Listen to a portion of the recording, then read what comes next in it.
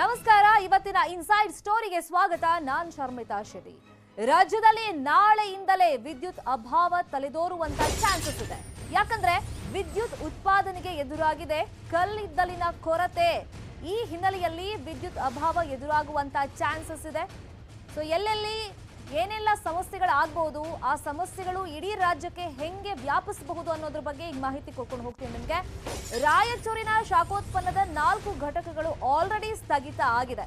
8ರಲ್ಲಿ 4 ಘಟಕಗಳಲ್ಲಿ ಕೆಲಸ ಈಗ ಸ್ಥಗಿತ ಆಗಿದೆ.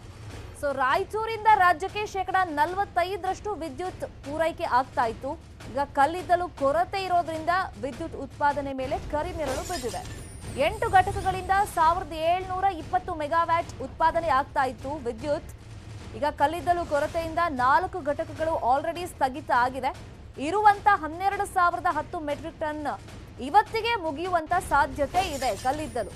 ಈಗ 10ರಿಂದ 15 ದಿನಗಳಿಂದ ಈ ಸಮಸ್ಯೆ ಇದ್ದಿದೆ.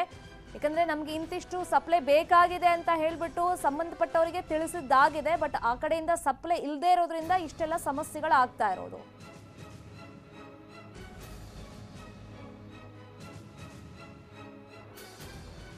ಇನ್ನೊಂದ್ ಕಡೆ ಬಳ್ಳಾರಿಯ ಬಿಟಿಪಿಎಸ್ ನಲ್ಲೂ ಕೂಡ ಕಲ್ಲಿದ್ದಲಿನ ಕೊರತೆ ಇದೆ.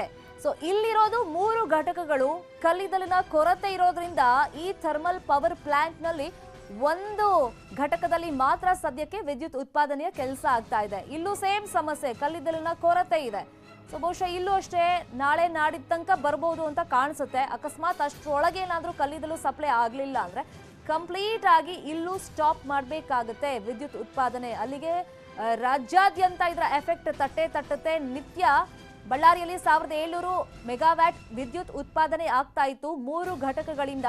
ಈಗ ಕಲ್ಲಿದ್ದಲು ಕೊರತೆ ಇರೋದ್ರಿಂದ 2 ಘಟಕ ಸ್ಟಾಪ್ ಮಾಡಿಬಿಟ್ಟಿದ್ದಾರೆ. ಕೇವಲ ಒಂದೇ ಘಟಕ ಸದ್ಯಕ್ಕೆ ರನ್ ಆಗ್ತಾ ಇದೆ.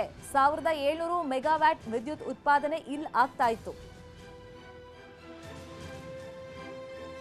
ಈಗ ಅಧಿಕಾರಿಗಳು ಬಳ್ಳಾರಿಯಲ್ಲಿ ಅಟ್ಲೀಸ್ಟ್ ರೆಸ್ಪಾನ್ಸ್ ಮಾಡ್ತಾ ಇದ್ದಾರೆ. ಅವ್ರು ಹೇಳ್ತಿರೋ ಪ್ರಕಾರ ಹೌದು ಕಲ್ಲಿದ್ದಲಿನ ಸಮಸ್ಯೆ ಇದೆ, ನಾಳೆ ನಾಡಿದ ತನಕ ಹೆಂಗೋ ಮ್ಯಾನೇಜ್ ಮಾಡ್ಬೋದು.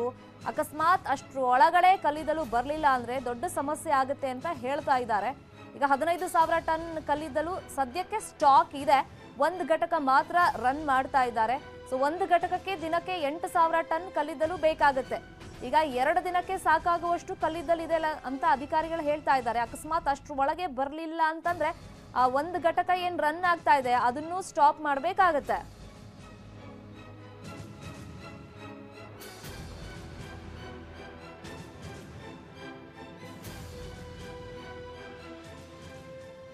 ಇನ್ನು ಉಡುಪಿಯಲ್ಲಿರುವಂತಹ ಯುಪಿಸಿಎಲ್ ಉಷ್ಣ ವಿದ್ಯುತ್ ಸ್ಥಾವರಕ್ಕೆ ಕಲ್ಲಿದ್ದಲಿನ ಕೊರತೆ ಕಾಡ್ತಾ ಇದೆ. ಉಡುಪಿಯ ಪಡುಬಿದ್ರೆಯಲ್ಲಿರುವಂತಹ ವಿದ್ಯುತ್ ಸ್ಥಾವರ ಇದು. ಯುಪಿಸಿಎಲ್ ನಲ್ಲಿ 1200 ಮೆಗಾವ್ಯಾಟ್ ವಿದ್ಯುತ್ ಉತ್ಪಾದನೆ ಆಗ್ತಾ ಇತ್ತು. ಇಲ್ಲಿ ಸಮಸ್ಯೆ ಏನು ಅಂತಂದ್ರೆ ಈಗ ಹಳೆ ಬಾಕಿ ಕೊಟ್ಟಿಲ್ಲ, ಅದ್ರ ಜೊತೆಯಲ್ಲಿ ಕಲ್ಲಿದ್ದಲಿನ ಸರಬರಾಜು ಕೊರತೆ ಹಿನ್ನೆಲೆಯಲ್ಲಿ 2.5 ತಿಂಗಳಿಂದ ಕಾರ್ಯಾಚರಣೆ ನಡೀತಾ ಇಲ್ಲ ಯುಪಿಸಿಎಲ್ ನಲ್ಲಿ. ಯುಪಿಸಿಎಲ್ಗೆ ಸರ್ಕಾರದ ಕಡೆಯಿಂದ 2,500 ಕೋಟಿ ಬಾಕಿ ಇದೆ. ಇನ್ನೊಂದು ಕಡೆ ಕಲ್ಲಿದ್ದಲಿನ ಸಮಸ್ಯೆ. ಸರ್ಕಾರ ಇದ್ರ ಬಗ್ಗೆ ಯಾಕೆ ಗಮನ ಹರಿಸ್ತಾ ಇಲ್ಲ ಅರ್ಥ ಆಗ್ತಾ ಇಲ್ಲ.